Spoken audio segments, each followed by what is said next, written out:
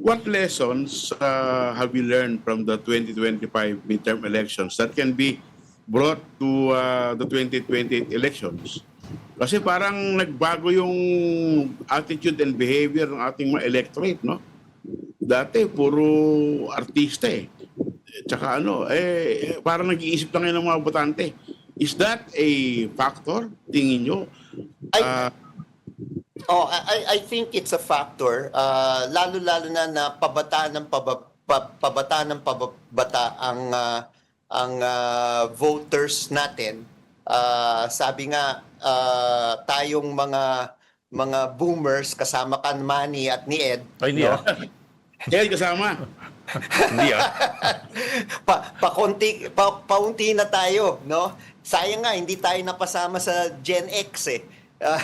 Pero yun nga, admittedly, ang millennials, Gen Zs, and Gen Alphas, the first 3 years of Gen Alphas, sila yung magiging majority ngayon sa 2028.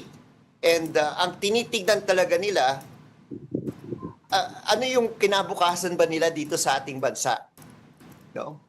And they are looking for things that are doable, that candidates have done, no?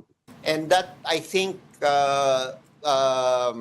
plays a lot sa voting preference ng ating mga kandidato, no? Ano yung nagawa, no? Ano yung sinabi at ano yung nagawa? Hindi yung pinangako lang tapos hindi na nagawa. So, mukhang ganun yung trend ng ating mga kabataan ngayon.